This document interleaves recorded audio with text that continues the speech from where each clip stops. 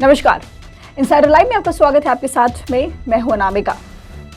देखिए, डॉक्टर्स को भगवान का दूसरा रूप कहा जाता है और खास करके जब इंसान तकलीफ में होता है तो इन्हीं दोनों को याद करता है। पटना का सबसे बड़ा निजी अस्पताल में से एक है पारस अस्पताल। जब इंसान की तबीयत खराब हुई और अगर जेब में पैसे हैं तो इंसान पारस हॉस्पिटल में जाना पसंद करता है।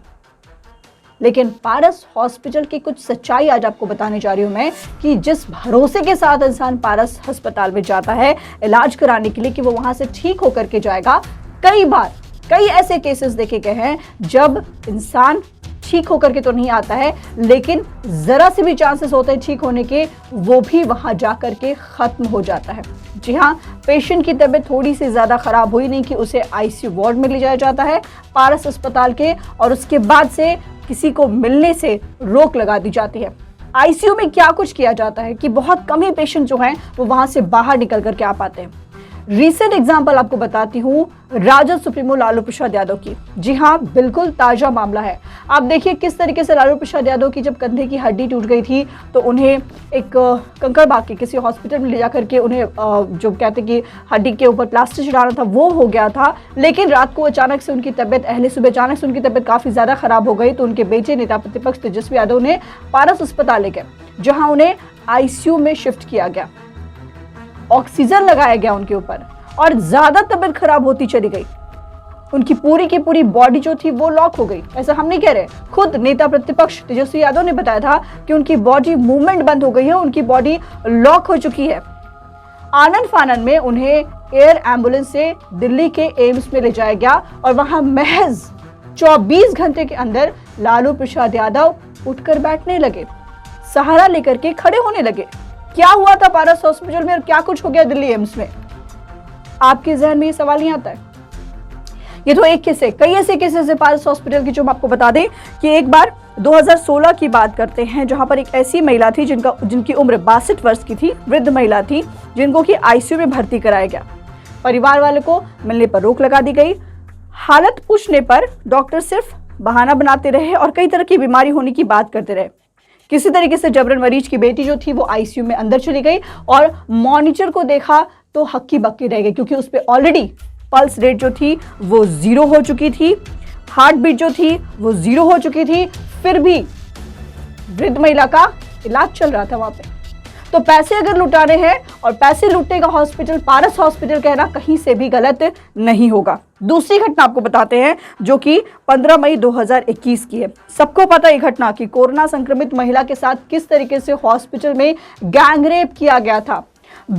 उस महिला की बेटी ने खुद वीडियो जारी करके कहा था कि यही पारस हॉस्पिटल है जहां पर उसकी मां के साथ में छेड़खानी की गई है और बहाना बनाया गया। इस घटना के बाद सोशल मीडिया पर शट डाउन पारस हॉस्पिटल के नाम से कैंपेन भी चलाया गया। लाखों लोग इससे जुड़ने लगे और जब ये देख करके पारस हॉस्पिटल को लगा कि कहीं ये मामला बहुत ज्यादा बढ़ ना जाए तो उस महिला को गलत दवा देकर के उसकी जान ले ली गई। क्या यही है पारस अस्पताल जहां लोग इलाज कराने जाते हैं? इतना ही पे नहीं रुकेंगे हम आज आपको पूरी की पूरी वो सारी तस्वीर साफ करेंगे पारस अस्पताल की, जिसको देख करके आपकी भी आंखें खुल जाएंगी।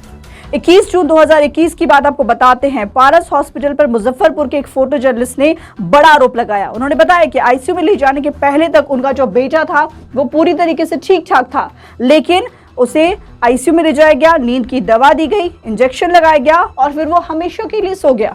क्यों आईसीयू में जाकर के? या तो फिर आईसीयू को पारदर्शी बनाया जाए। आखिर पारस के आईसीयू में क्या कुछ होता है? ये बड़ा सवाल है कि कोई भी मरीज वहां से जल्दी वापस लौट कर नहीं आता है।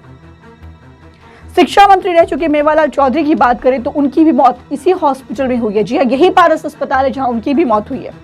और लालू यादव के केस से तो सब वाकिफ है कि किस तरीके से लालू प्रसाद यादव की तबीयत नासाज हुई थी। नेता प्रतिपक्ष तेजस्वी यादव वहां उन्हें भर्ती कराने ले गए थे, सारी चीजें वहां पर हुई। उनकी तबीयत जो थी और ज्यादा बिगड़ती चली गई और दिल्ली के एम्स में पहुंचने के बाद में 24 घंटे भी नहीं हुए, 24 घंटे के अंदर अंदर लालू प्रसाद यादव उठकर बैठने लगे, सहारा लेकर के खड़े होने लगे, तबियत में लगातार सुधार आने लगा। तो क्यों पारस हॉस्पिटल में ये सारी चीजें नहीं होती और क्यों किसी और अस्पताल में लोग की हालत जो है सुधरने लगती है? और लोगों पर भी सवाल है कि क्यों लोग पारस हॉस्पिटल में जाते हैं। जब उन्हें पता है कि इतने सारे केस हो चुके हैं। आपको पता होगा कि आगरा में भी पारस हॉस्पिटल को लेकर के बहुत सारी बातें हुई थी।